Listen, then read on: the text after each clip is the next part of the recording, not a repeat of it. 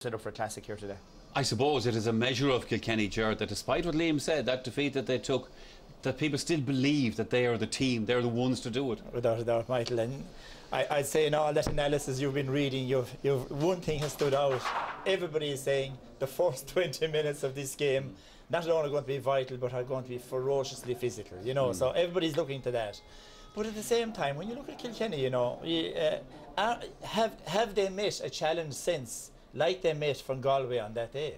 Against Limerick, against Tipperary? Definitely not. So, I mean, it's unproven. Even though the bookies have them at 3-1 and Galway are 1-3, whatever it is. You know, if Galway, you know, the old story of meeting fire with fire, we know Kilkenny are going to come out and really blaze into today. But like, my attitude would be, meet fire with an inferno. And that has to be Galway's attitude in that first 20 minutes. And even if they just hold their own, we don't expect them to be 2-6 to a point ahead after 20 minutes. Even if they just hold their own in that first 20 minutes, then we have a real All-Ireland.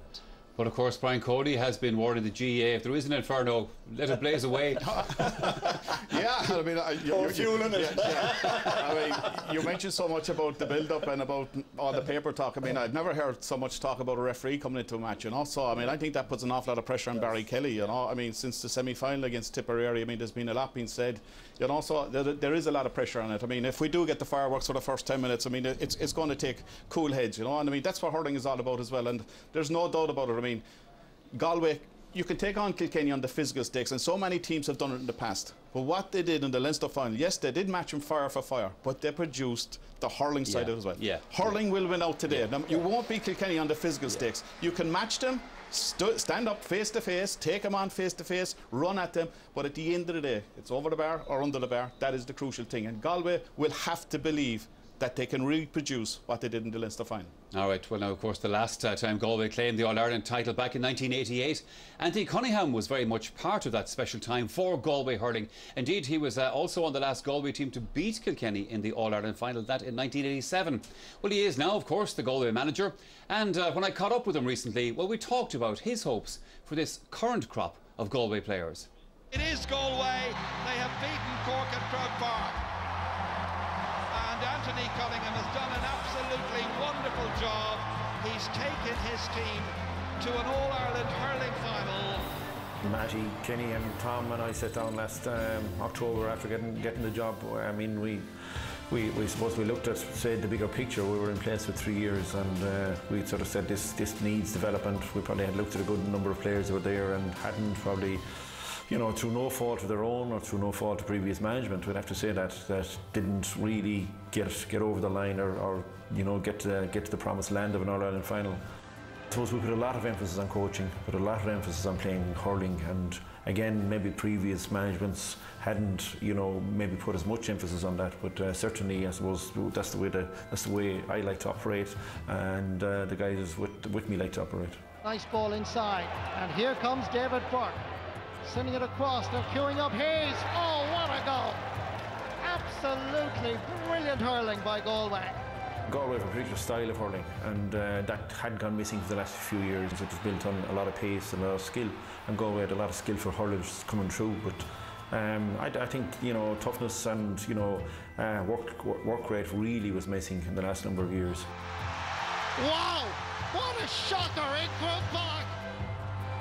Well, I mean, any day you play Kilkenny, it's nearly an honour, really. I mean, they have been, you know, they've brought the game to such a height, and everyone wants to emulate Kilkenny.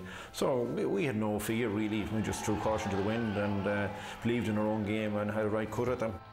So I guess Cork, like, I mean, had played some very good hurling. They're a developing team again, and there was always going to be, you know, the question: could we get up to the same level? But we were happy, you know, to have been 11 points each at half time, and to have kicked on from there. And it was a good way to go into the final, and, you know, having a good few improvement areas to work on. So, Brian Cody's 12th All-Ireland, Henry Shefflin going for 9, Tommy Welsh going for 8 All-Stars. So they have huge talent and huge know-how. Work rate is phenomenal. Like, Henry Shefflin's game is built on work rate. So you've really got to match the work rate, and that's the way the modern game has gone. They'll obviously be trying to put one over us, but it's our first time there in quite a while, and you know, we have a lot of energy to bring to the table and a lot of skill, and we're trying to outwit them. We're back to the old Galway now, and the spirit and the drive that the supporters are giving us is huge and immense. I mean, you know, what else could you be doing really on the first or second Sunday of September? That's where you want to be. You know, it's got a lot of work, but it's most rewarding when you're working with a panel of players, and you know that the goodwill is there behind us, and it will be a fantastic game. I've no doubt about that. And you know, we're ready, we're able, but it will take some performance to win. Yeah, the Galway hurling manager Anthony Cunningham, and we'll be hearing from Brian Cody a little bit later on in the programme. Ger, you played against Anthony Cunningham in his time, of course, and to me he was always a very intelligent player, and he seems to have brought that to the Galway management as well. That was it. Very enthusiastic, very intelligent, unorthodox player, you know. But I suppose, you know, he was involved in the first real innovation that took place in hurling in 1986 when Galway played Kilkenny in Thurles in an All-Ireland semi-final. Right. They played a third midfielder. Nobody had ever heard anything before, heard this tactic ever been brought to bear before. It worked absolutely perfectly against Kilkenny. They just cleaned them out. Kilkenny didn't know what was happening. Yeah. And then, unfortunately, they repeated it again in the All-Ireland final. And Johnny Crowley was corner back on Anthony, actually. Yes. And Anthony was outside the field. And, of course, the thing was, hit the ball into the space in the corner forward. Unfortunately, Johnny Crowley was standing inside the space. But that and he got man of the match, and Cork won the All-Ireland. Now, hopefully history won't repeat itself again, because we had a huge tactical innovation by Anthony in the semi-final here, bringing all the forwards out the field. Kilkenny know about that. Now, will he have a different plan for today, or will he go with that plan again? But he's an intelligent guy now. He's a very intelligent guy, solid guy, feet on the ground, brings in his two selectors, constantly involved with him. Doesn't talk too loudly, players great confidence in him, and he's really one of the really promising up-and-coming managers. Yeah, but Liam, that tactic they use of bringing particularly Damien Hayes out around the middle of the field, I mean, that's a part of what they do. It's not a sort of a smart move they're trying to pull off, if you know what I mean? No, it's not something that they plan to say, look, we'll do that for this match. I mean, there's a clear tactic around it, but I think more importantly than that, it's not just about having Damien Hayes. I mean, you'll see the players popping up. There's good movement around the forwards, so Joe Canning can pop up in that corner, David Burke can go across to the far side, so like it's more of a rotation of their forward line, so they have a man drawn out, but it's not as if that space where Damien is normally supposed to be filled is left vacant. There's someone in filling the space, and there's players running in, and Damien is very good at making the run and coming into a space himself. So, you know, it worked very well for him the last day. Of course, the big question is, does it work again today? Of course, that's always the question, and always, as always, All-Ireland hurling final day. Well, as you can imagine, there's a huge bus. We'll do it again.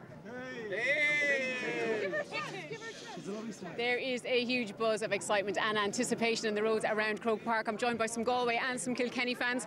Can Galway beat Kilkenny twice in 1 year? No bother to them. They'll crucify the cats. Is Joe Canning going to be the man today? Yeah, Joe 3-7. No, not today. Yeah, he will, I think so. I think this is a big day for Joe Canning. I think he's produced the goods today. You've waited a long time for this. Yes, I was a young man the last time I was here, so getting on in the years now, hopefully they'll do it today. What about Kilkenny? Can they avenge the Leinster final defeat? Oh, Kilkenny by 2 or 3 points will do me. You're still hungry for more success in Kilkenny despite all the titles? Of course. They might beat us once, but they definitely won't get us twice, I tell you. Woo! We are very much looking forward to it out here in Croke Park. All right, thanks, Claire, and I can tell you there'll be no second takes for Galway or Kilkenny today out in Croke Park. Obviously, the big contrast between Galway and Kilkenny going into today's final is the level of success the Cats have achieved over the past decade and more. Galway, for their part, have produced plenty of players over the years with great potential, but Kilkenny seem to have the special knack of taking their players straight off the conveyor belt and right into championship mode. Eddie careful grabbing that ball. A shot from way out the field. And a goal! Oh, it's a goal! DJ Carey with yet another championship. This Sheffield should be a goal, it is. We've all heard the expression that a Kilkenny man is born with a hurley in his hand. But they tell you down here that just like those tailor-made hurleys, a hurler isn't just born, it takes a lot of hard work to make him great. We have what we describe as non-elite squads.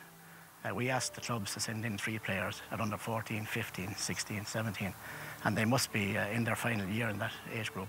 And our objective all the time is to try and produce 3 or 4 players that will be go on and play senior inter-county. That's the objective. If we win it underage, that's great, but that's not the overall objective. No, we're especially grateful to the clubs and to the school teacher, both primary and secondary. Well, Adrian, so many people are envious of the school you have here. Why is it that you have such a tradition in hurling? Well, the school itself has a fantastic tradition. From a hurling point of view, we have over 100 years at this stage of hurling in the college. I think every club and school, primary and secondary, has a very good relationship with the County Board in Kilkenny. You know, they've supported a lot of our initiatives here in the school, would say, in terms of pitches and fields and so on as well, and they've provided a lot of support for us over the years. And you know, it's symbiotic in that we provide those fields then during the summertime for the county teams to train here. So you're back here at Kieran's. What sort of memories do you have of here? Yeah, I suppose great memories, Joanne. I suppose every child or pupil when they're coming into secondary school, especially to St. Kieran's, are probably coming with two things in mind. Probably with they get a hurling education and they get an education inside the classroom. But certainly both have stood me well, and I've had great times and picked up plenty of, learned a lot in my time in St. Kieran's, and very much from the teachers. And I'm very grateful for the couple of years I spent here. The great thing about the youngsters of this generation is that the team is the shop window and the team is selling the game for the county. The bulk of the current senior panel probably would have came through the development squads, and I suppose right now is a golden generation for Kilkenny hurling, and I suppose they're reaping the rewards of that work is definitely done through the squads and at underage and at facilities such as St. Kieran's. How is it interwoven between, say, Kieran's and then Kilkenny itself and, say, all the clubs? I suppose great friendships are developed and fostered over their time here, and it often means, I think, when lads go to hurl at Kilkenny that you know, there's great rapport and friendships between them, and you know, many lads would often say that it's almost like hurling for their own club when they're hurling with Kilkenny. When the players come into the county system in Kilkenny, Michael Dempsey remarked this when he joined the backroom team, they become a club. They leave, as I said, their club rivalry outside the door, and their team Kilkenny when they're in there, whereas the week after the All-Ireland, the day after the All-Ireland, they'll be fierce rivals again. We're a small county as well. It's not generally recognised amongst all the top GAA counties. We are the smallest population-wise, way smaller than our immediate opponents. And but instead of being a weakness, I think that's a strength, because we all know each other. We know what's happening. We have 36 parishes. We have 12 senior clubs. You know, it's easy to keep a handle on it, but it's very important that we pick up every talented young fella, and that's what we're trying to do. Yeah, can I just tell you, by the way, here at Croke Park, the minor All-Ireland final between Dublin and Tipperary has just recently about what it takes to get the big scores on the big day.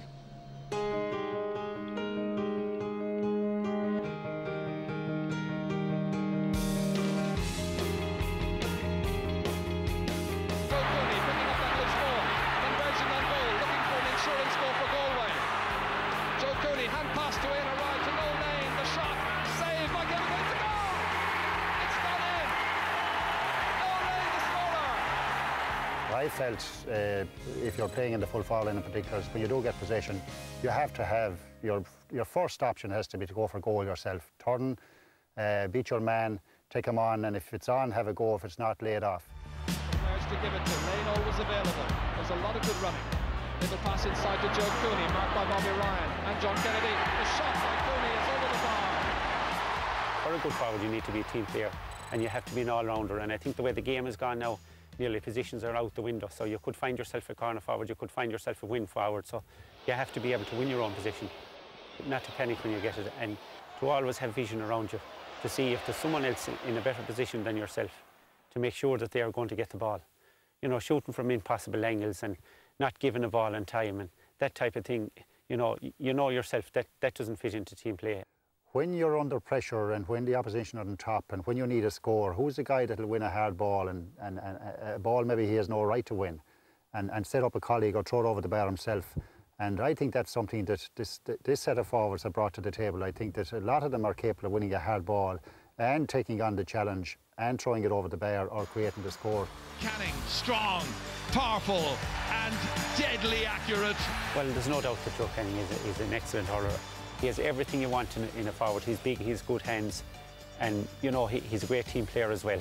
He has that bit of pace to get away from his man when he knows he has to do it. In 1980 we had John Connolly, you know, in 88 we had Joe Cooney, in 2012 Joe Canning. Galway, despite the fact that it's a team game and a squad game, your marquee player has to stand up and really deliver on the day, and there will be some pressure on Joe Canning. And whilst it's his first All-Ireland final, I don't think he'll be one bit phased. I think he's looking forward to this day big time, and a great opportunity for him to display his power, his aerial ability, his striking, you know, and it's great that Joe has the centre stage on Sunday to display those talents. A little piece of magic from one of the greatest teams we've seen. I suppose there's one thing with Kilkenny, they're great at getting goals. And if our backs can stop that, if we can close that out, then we have a chance. The intensity Galway had in the Leinster final has to be repeated. And I think some of the Kilkenny players that day were below par, and we've got to be with them at half-time, and if we are, we have a chance. We're starved for an All-Ireland in Galway. We've had so much underage success. I think the whole country would be winning on Galway, and I think if we're there or thereabouts with 5 minutes to go, we can push on and win. But we'll have to bring our A game to Croke Park. Yeah, two of the greats of Galway hurling there, small Cahy. No one player makes a team, whether you're Henry Shefflin or Joe Canning or whatever, but nonetheless, Joe Canning still keeps popping up on the headlines. Well, Michael, he is the pretender to Shefflin, realistically. You know, you might say there's one great player in Shefflin maybe coming to the end of his term, but this guy, look, I mean, we're seeing pictures here. This is Joe on the left-hand side back in 2010. Maybe college life, bit of mother's cooking and stuff like that. He still wasn't a bad player back then, but look, 2012, this guy's a different man completely. I mean, his fitness levels are at an all-time high. He has dropped that extra stone, but his movement around the field, I mean, he's popped up at full forward, corner forward, back out into defence. And, I mean, great players have two things that I would feel. They can get goals and they can strike off their right and left-hand side. And against Kilkenny there, get them 1-to-1 inside against Noel Hickey, and the ball is in the back of there. And I said, look, great players, turn to your left, get inside your man, and you can strike it off the right as well. He is just an absolutely fantastic performer. I mean, this man was minor for 3 years. Yeah. He had the honour of maybe captain a minor team for, in 2000, I think it was 2006. He captained minor 2006, and they lost out to go for 3 in a row. And I mean, he was going to equal kind of Jimmy Doyle's record at that stage from Tipperary. I mean, a fantastic talent, you know. And I mean, when players like that come of age, and you say only 23, he's 24 next month, you know. I mean, he's past history with his family, the 6 in the family. 7 years before Joe came along, back in the fields, he was actually out in the fields training. He was hitting the ball off his left, he was hitting the ball off his right, he was hitting it off his left, saying he was copying Pat Fox. He was hitting it off his right hand side, saying that he was going to be his brother Frank. And also, I mean, when you put in that level of practice, when you put in that level of effort, you're going to reap the rewards, you know. And I suppose, like all players coming into an All-Ireland final, there is big tension on Joe Cooney, there's big pressure on Joe Cooney, you know. And I mean, I'm sure if you're inside in your family home, like we all were before All-Ireland finals, and you're going out the door, I'm sure the mother and the father are there to wish you the best of luck, and maybe there's a sprinkle of holy water. And look, if Joe performs today, he scored already 132 in 3 championship matches this year, right? He hasn't bettered that in 2008. If he does that, Galway have a chance. All right, Michael Dyke, in this case, make sure you've eaten your breakfast as well. Time for some more opinion on today's big game. This time we're going to head down pitchside, where Darragh Maloney is joined by 2 more of our regular panellists here on the Sunday game. Michael, thanks a lot. Very special to be down here on the pitch, and very special to be in the company of Cyril Farrell and Eddie Brennan, 2 men who know what this day is all about. Eddie, first of all, for you, on a personal level, what's it like being down here and not inside in the dressing room? Yeah, it's definitely starting to kick in now, I suppose. Up to now, it hasn't really been much of an effect. I mean, it was grass beforehand, I met a few lads, and the nerves are definitely starting to kick in now. It's weird, but look, it's brilliant. It's what you live for these days, and you know, I know what the boys are feeling now, and you feed off it, really. Cyril, can Galway repeat the dose from the Leinster final? Yeah, they believe they can, Darrell. It's going to be big ass, but like, I think they're going to take the game to Kilkenny. First 10 minutes going to have a big burn. Be interested to see who picks up who, especially who picks up Joe Cannon. But like, Galway will want to start well. They're kind of covering, they're playing a blanket defence. They have to hit the front and kind of hit on the break. If they fall behind, it'll be hard enough to come from behind, because Kilkenny are masters are getting goals and kind of hanging on to it. But look, at even down here, there, you're remarking the pitch is excellent, the atmosphere is brilliant, like, and you just love to be going out there yourself. Absolutely. The fact that Kilkenny, their players, have so much experience of this day, and Galway, they don't have that. Is that an advantage to Galway or a disadvantage? I suppose it can be. It'll be viewed as a disadvantage or an advantage afterwards, but definitely I know from my own days, look, the first All-Ireland can be quite easy. You just go with the flow and you just soak it up and enjoy the day. And I suppose, look, for young lads, there's no inhibitions, there's no fear. They don't have the baggage maybe that senior players will have, so they can go out and cut loose. But definitely you have to make it happen. You can't, I suppose, stand back and wait for it, because that match will go very, very quick. Yeah, and the start of this, Cyril, is going to be ferocious. Kilkenny know that. Galway were ferocious at the start of the Leinster final. Yeah, the ref's going to have a big burn on it, Darragh. Like, I think he'll have to. The boys know the rules, and the coaches know the rules, and the ref has the rules, so he'll have to apply them. Just keep a grip on it, and I think when he does that, it'll start flowing in. But like, it's going to be a brilliant final because Kilkenny are the past masters. They're hot favourites, even though they're not playing as brilliant this year as other years. Galway are the new pretenders. Even Joe Cannon is kind of the pretender to King Henry.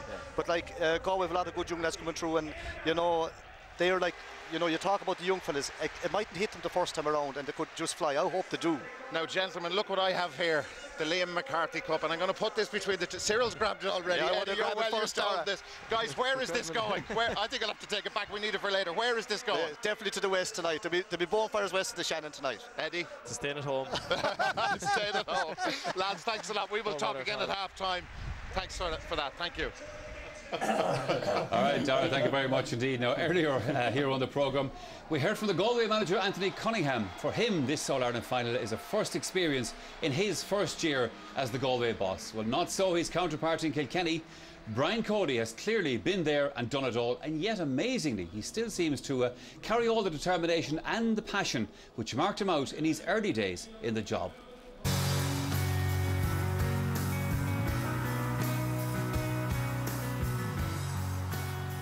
You know, we've been favourites a long, long time, I suppose. Last year we weren't favourites, and understandably so.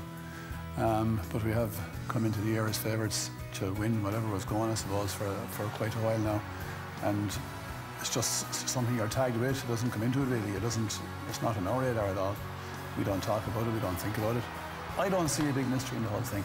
You know, if you're going to be taking part in this hurling competition, league championship every year, there isn't a lot of point in taking part in it unless you're totally committed to trying to be as successful as you can, because the feeling that you get from winning certainly beats the feeling you get from not winning, and can't imagine why fellas would get tired of that. I would have said, and I've said many, many times, I'm not just saying it now, obviously I would have said every year that I would have Galway as a team who were capable of winning the All-Ireland final. And certainly at the start of this year, I would have said the very, very same thing. And their form doesn't surprise me because their ability is, you know, it's without question. One of the reasons they lost the match is Galway were too good for us on the day. That was the main reason, definitely. Did we play as well as we should have played, or we would have liked to have played? Absolutely not. But I mean, you play as well as you're allowed to play on any given day, I suppose. But I mean, there was no big, massive soul searching. There was no big, massive inquest into the thing at all. And you'll probably hear scribes suggesting that there were all sorts of things happening, the same as all sorts of things are supposed to happen in training sessions as well. Couldn't be further from the truth. On the sideline, I would say we were poor, and on the field we were poor. And that's not acceptable, obviously, anywhere, you know. And they got the momentum early in the game, and they held on to it, and they grew and grew into the game. To be honest about it, I don't ever feel particularly inspired in the sideline anyway. You know, and players take over the thing on match day and the game goes ahead, and I don't know, maybe some managers do feel this inspiration. I don't feel particularly this inspiration ever, but you go ahead and you deal with it. But at the end of the day, the calls that have to be made on the day are my responsibility and responsibility of our selectors.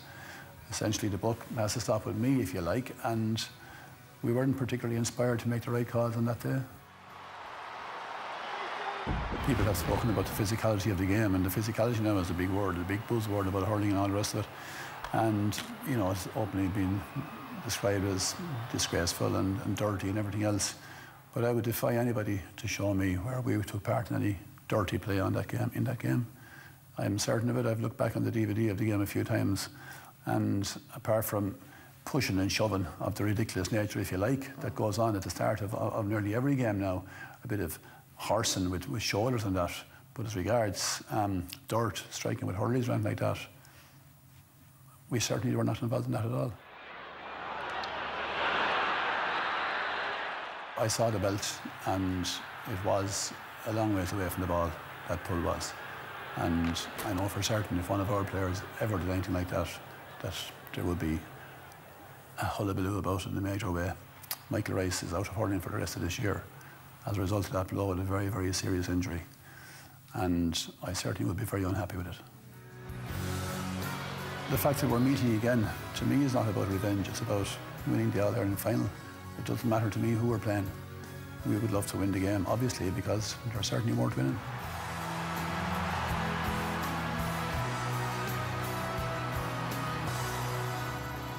Yeah, that's the Kilkenny manager, of course, Brian Cody there. Liam Sheedy, as usual, interesting words from Mr. Cody.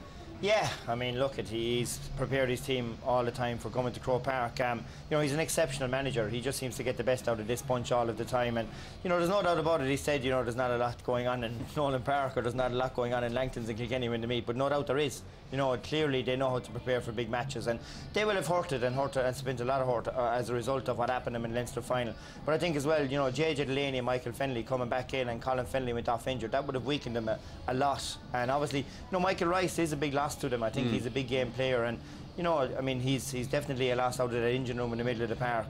Brian bristles, understandably for a manager, if there's the suggestion that they're too physical, and again he referred to that there.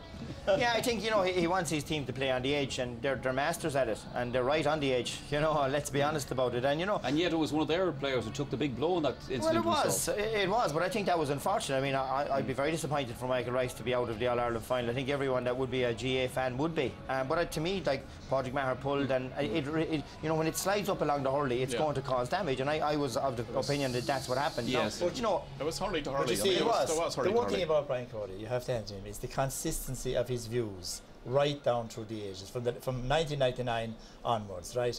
You say anything against Kilkenny, he's going to attack back. I had taken the other side of that on a few occasions. But his overriding principle, and you have to think of this, go away from all that controversy, is he always says that the day you're not at your best, you're average. And the day you're going to be average, you're going to be beaten.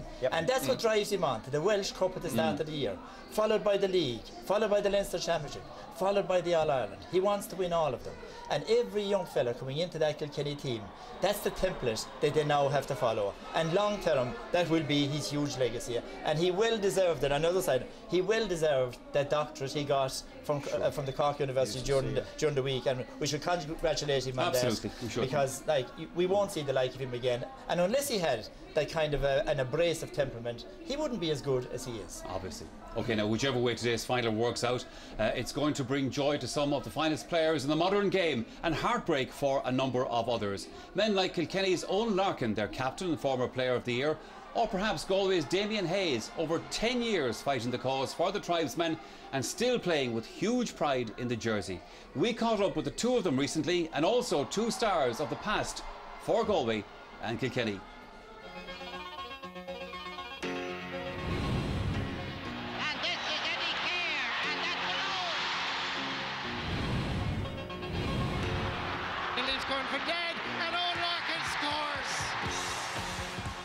Owen came to prominence, I'd say, about 2005 with James Stevens' club. And Owen fitted in very comfortably early on and made a big impact from the start.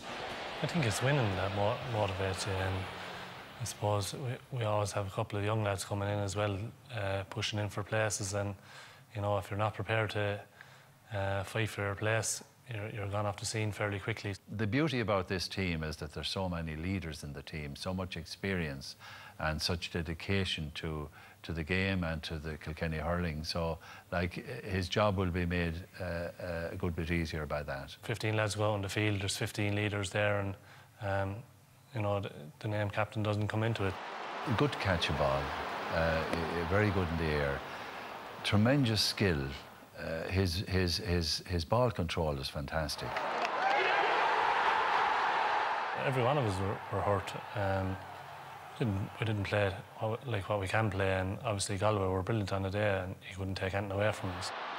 I suspect that Owen will be playing full forward, and in which case he would be expecting him to do what he's done against Tipperary, to try and win every ball that comes in, open up the backs, lay it off if that's the best thing to do, or take on the defence. Yeah, Galway have been put under a huge amount of pressure over the last couple of years because, you know, they have the hurlers, and it was always said that they couldn't put back-to-back victories, but they have that monkey off their back.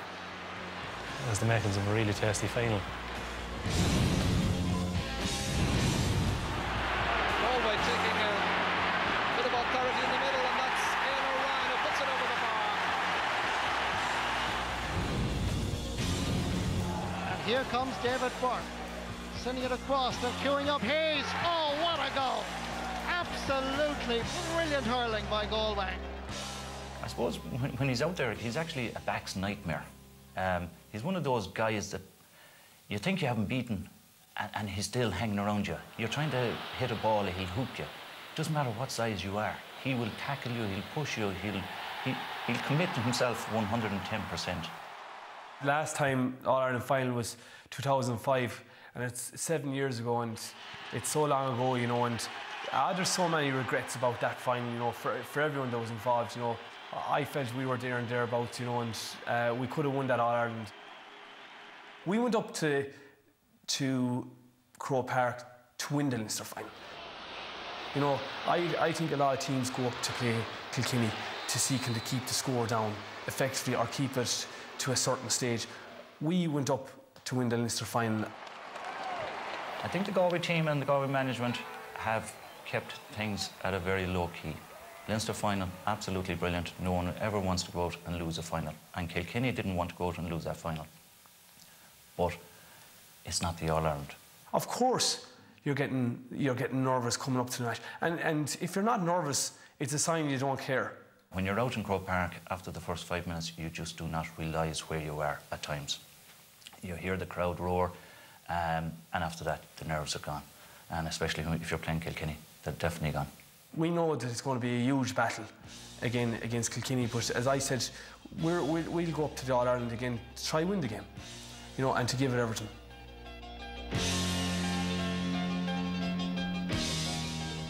And that's all they can do. Now, another big event happening here at Croke Park this afternoon is the launch of a call to gather to the Irish diaspora right across the globe. 2013 has been designated as the Gathering Ireland, as people are urged to invite friends and relatives home during the year-long celebration of Ireland and indeed of McCarthy Cup. Who's it to be in 2012? Huge support.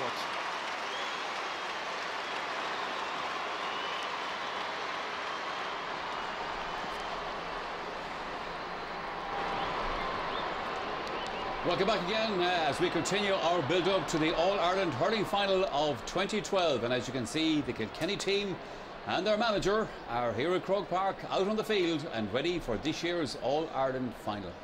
No changes, by the way, to either team, as we understand it. Liam Sheedy, Gerlach Nan, Tomas McCahey with me here in our studio panel. Lads, you were just talking to me a moment ago there about the fact that you expect Kilkenny will just simply have to go on man mark in this game today, no matter what Galway do. No question about that, Michael. They'll have assigned a defender to every forward there, every Galway forward. The most intriguing ones will be who will follow Damien Hayes out the midfield and who will mark Joe Canning. Really, you know, that's the thing. I have a theory that when Joe goes out around the middle of the field, then maybe Jackie Tell will follow him. But when he comes back in near the square, I think it will definitely be JJ Delaney. Yeah. So I would imagine that JJ will hold back. You know, they'll hold back JJ in front of the goal. He wasn't there the last day. A lot of open space left there. They'll hold him back there.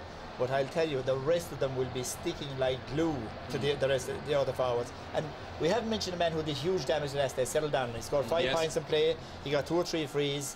And I think that's the reason why Kieran Joyce has been brought on. Kieran is used to marking him from Fitzgibbon Cup. They know each other very well. How will that work out? If that's the case, Tomas, then what we're suggesting here is that Kilkenny are going to sing this song to Galway's tune. Yeah, and I mean, look, I suppose... Which is very unusual for them.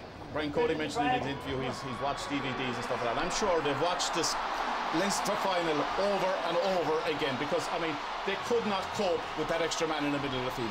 I mean, Galway tore him apart. And I mean, Damien Hayes gone out from corner forward has given Damien Hayes a new lease of life, is giving Galway hurling a new lease of life because all he was doing is winning the breaking ball that Kilkenny were so good at. Now, Kilkenny will have to counteract that. I'm not too sure that they will take somebody out of the full back line out there. It may be an extra forward going back out to cover that area because the problem is if that's what Galway will want, Michael. Yes. I mean, because they will have a situation where they will have Joe Canning inside one-on-one with the full-back, and that is what Galway will want to do today. The last day they brought out Richie Hogan out midfield, and Shefflin was left in his own inside, and Johnny Cohen just hoovered up every ball that came in there. So I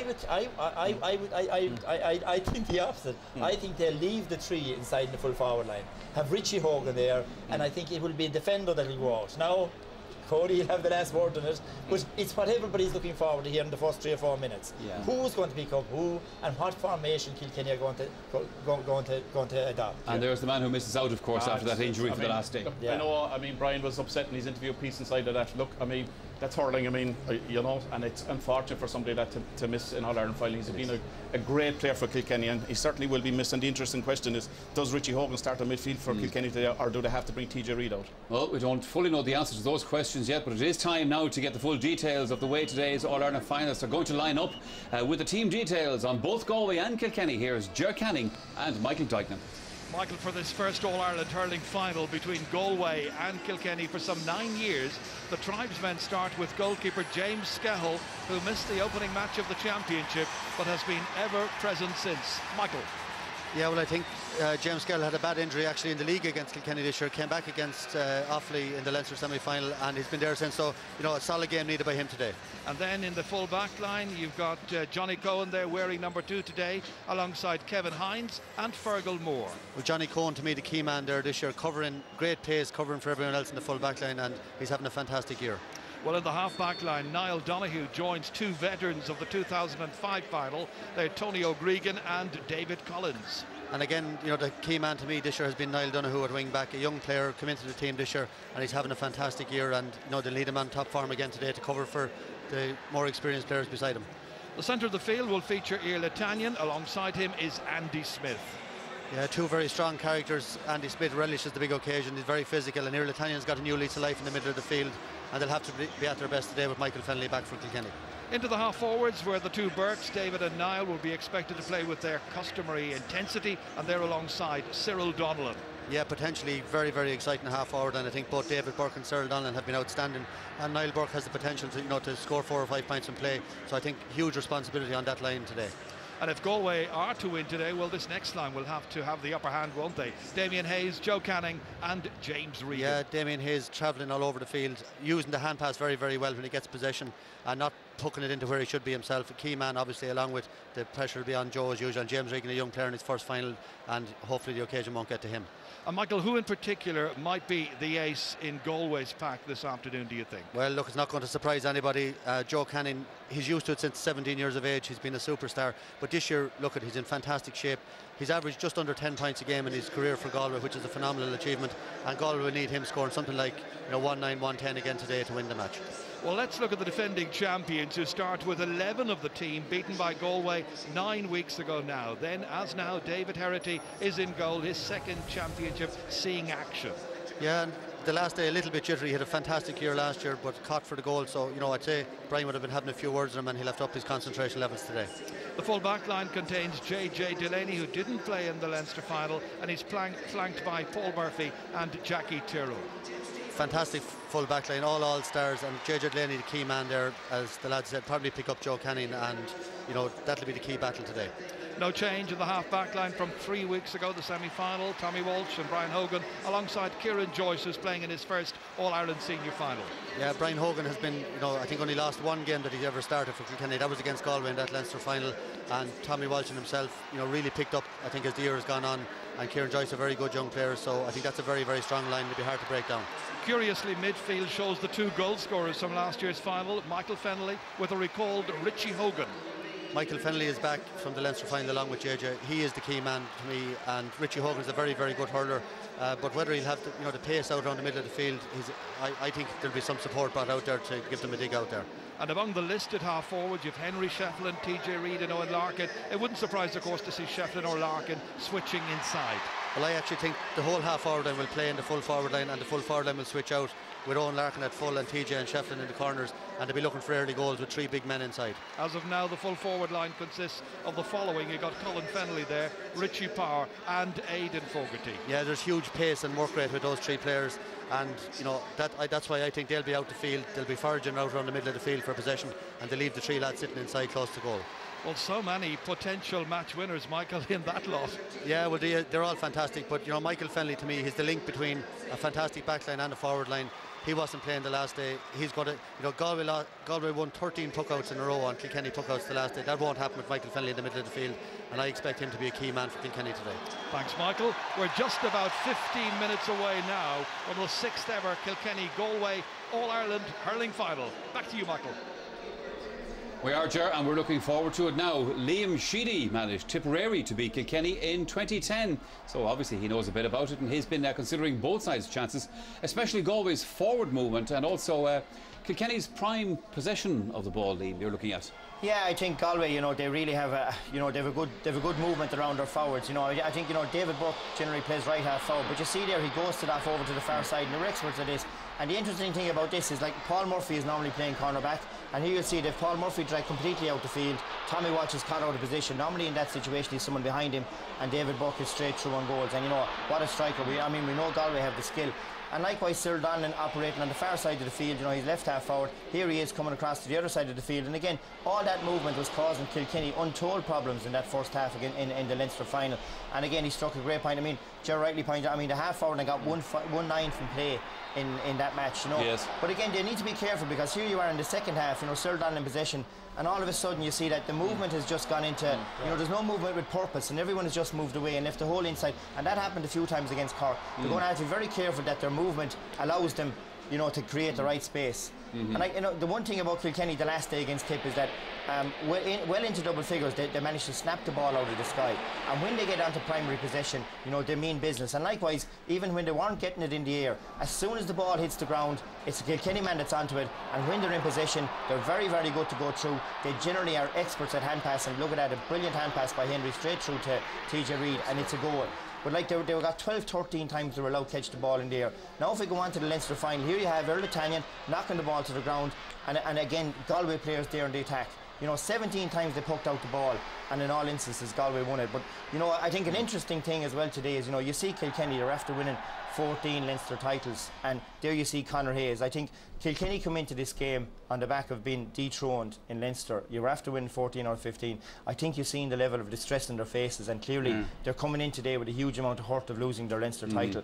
Likewise for a Galway player in that dressing room, you know, and I think added to it, you have a Galway team coming off the field today after getting an Ireland medal. 24 years since a Galway team. There has to be huge hunger inside in the Galway dressing room. So the thing is, will the hurt of Kilkenny from the Leinster final, or will the hunger of Galway for the last 24 years, which one is going to come out top today? That is the big question. Tomás Mackay, you feel that a key battle or a key area here will be the Galway half-forward line against the Kilkenny half-back line. Yeah, no doubt about it. I mean, Tommy Walsh, I mean, certainly is back to his best, you know. Kieran Joyce has come in there. He's certainly steadied the ship there. And if Brian Hogan is taken out of that centre position, as George showed in his clip, and he's exposed, certainly Galway have a great chance, because we've all been talking about Joe Canning maybe already and the star performer he is, but it hasn't been all about Joe Canning this year with Galway. David Burke, Niall Burke, Cyril Donlan, these guys have contributed big time on the scoreboard, and that is the important thing. Up to now, you were expecting the Joe Cannings to get the 112, 113 or 212 in a match to pull Galway out of the fire. These guys now have contributed on the scoreboard. It's a new experience for a lot of these guys, first All-Ireland final, and it's a massive, massive undertaking, because the build-up and the hype and the tension and the nerves, like it comes down to 70 minutes, and these guys know 70 minutes will go very, very quickly. So you have to grasp that opportunity. And I think if they can get a hold on that half-back line and turn them like they did in the Leinster final, they're in with a great shout. You know, when you come to an All-Ireland and you're an inexperienced team, you haven't been here before, you're playing an experienced team, one thing that, in my estimation, is totally underrated is on-field leaders. You know, Brian Cody has said there, I've handed it over to the players now. And everybody's talking about, what does the manager do? It's the on-field lead, the leaders you have in the dressing room, the leaders you have out in the field. We know Kilkenny have numerous leaders all over the field.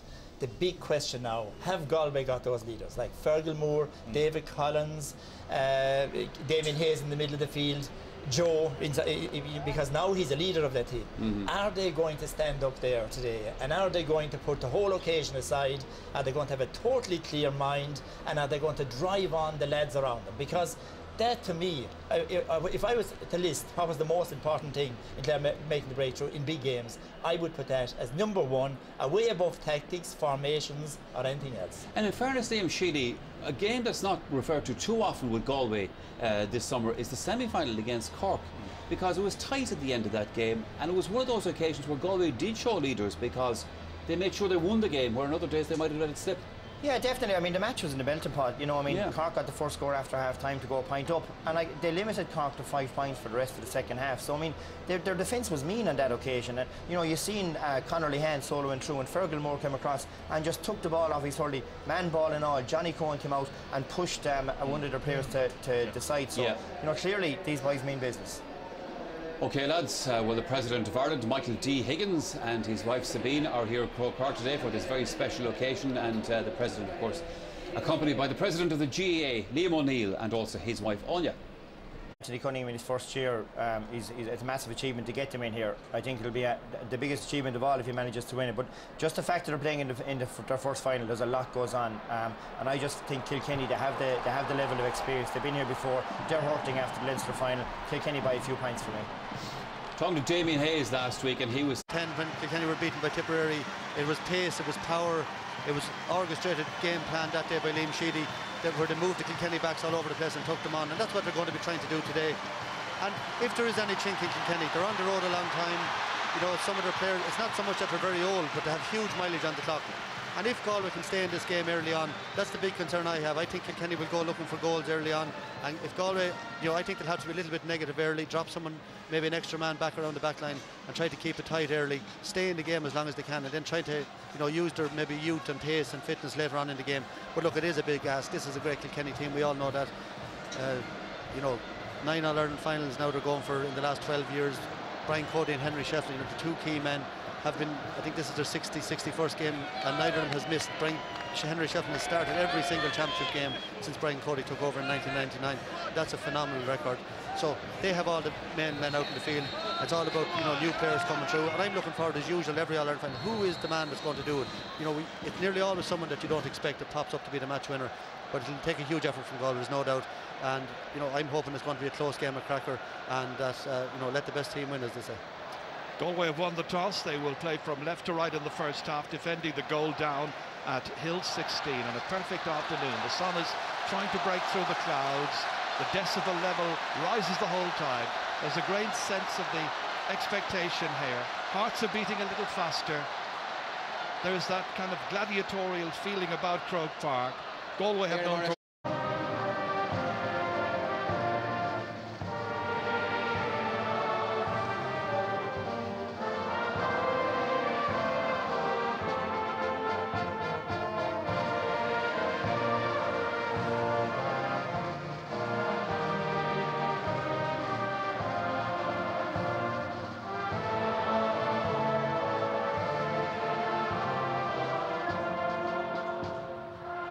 an emotional occasion. It always is. Pass records count for nothing as we approach 3:30 on All-Ireland final day. And now it's about producing your best form right here, right now.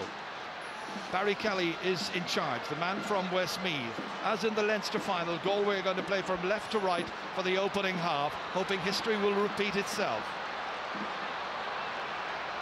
Barry Kelly just wanting the midfielders back in the middle and wants everybody else out of the zone between the two 65s. Match finally gets underway, and straight away it's Kilkenny with Brian Hogan across at left half back, trying to swing on that one.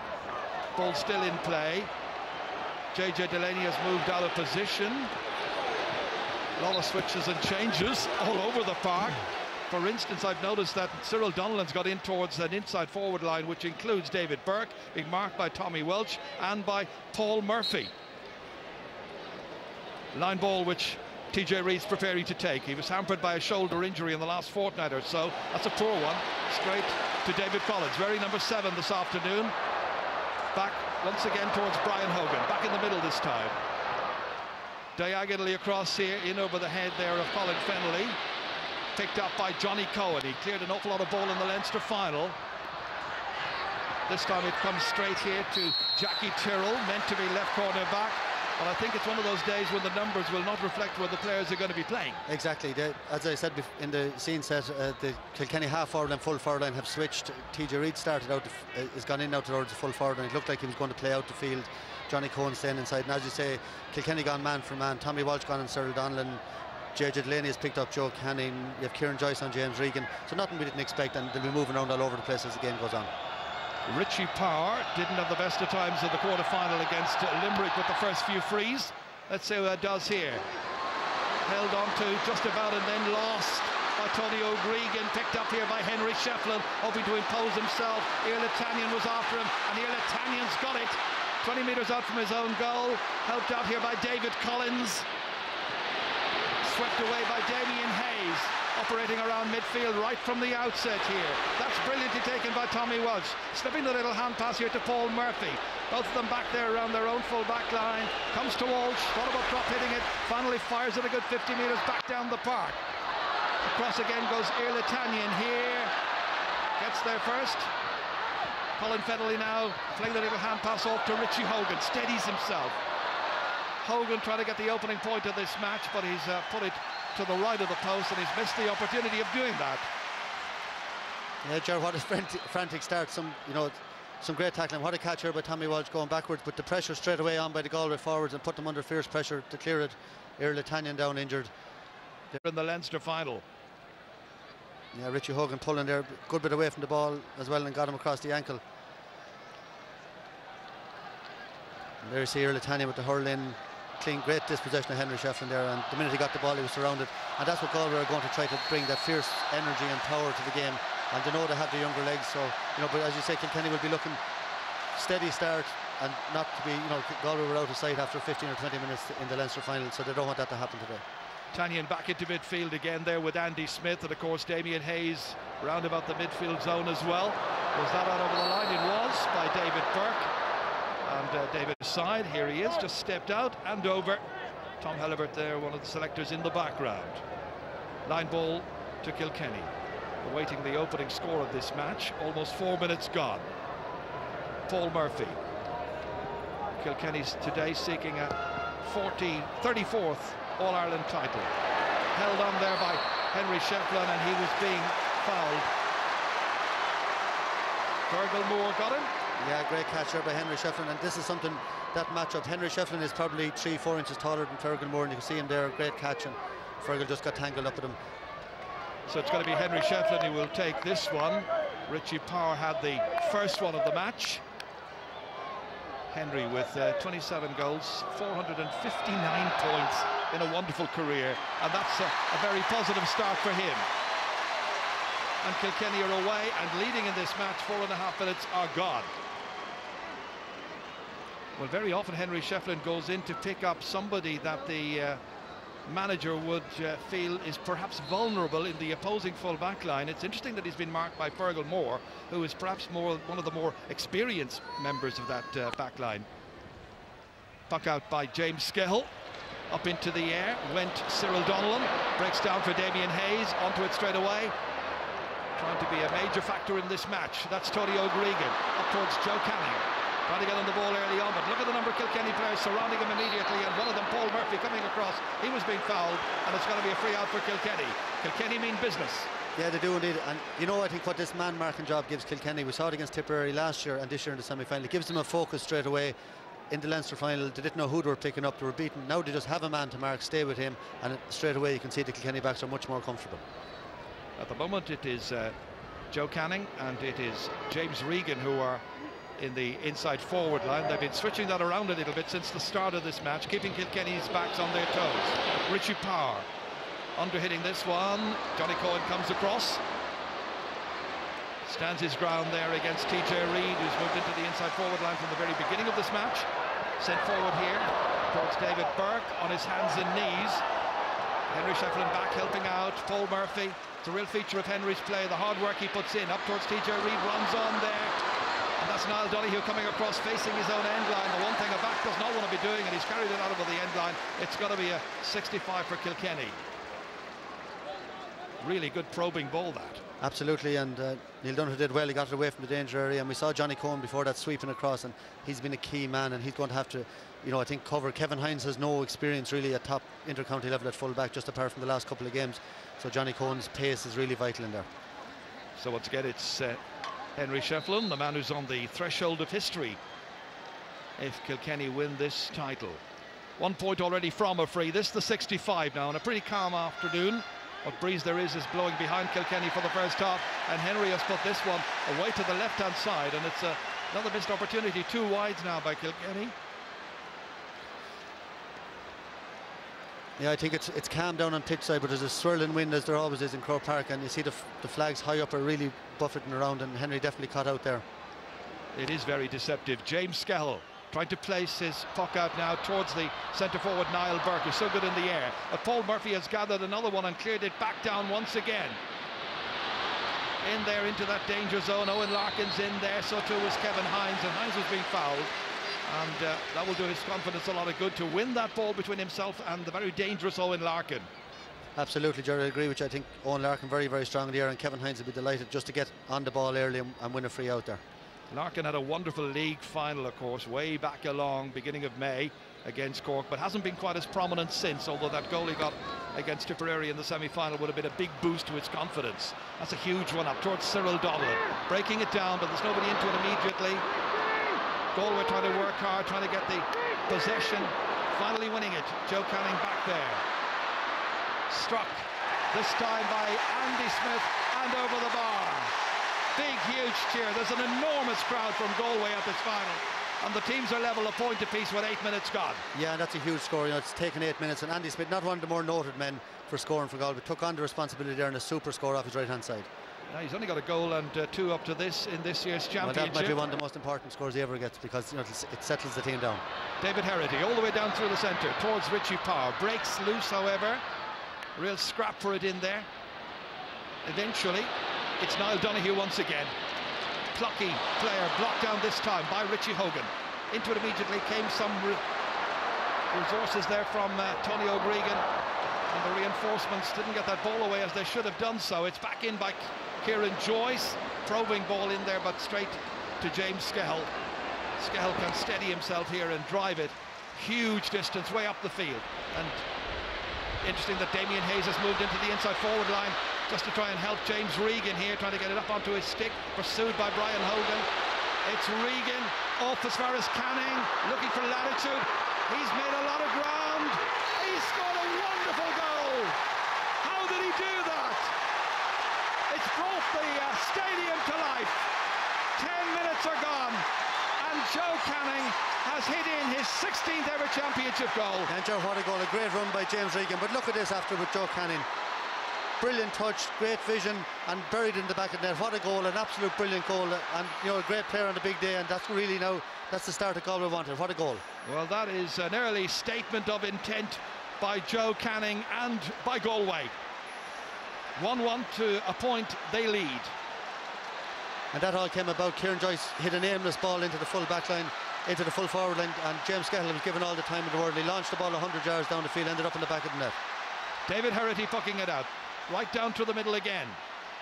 An attempt at pucking that one by David Collins came to naught, but it comes back out as far as David Burke. And that goal should settle Galway. Up as far as Cyril Donnellan here. 2 players going for it. Damien Hayes has it. That's under hit. Straight to Herity. About to be challenged here by Niall Burke.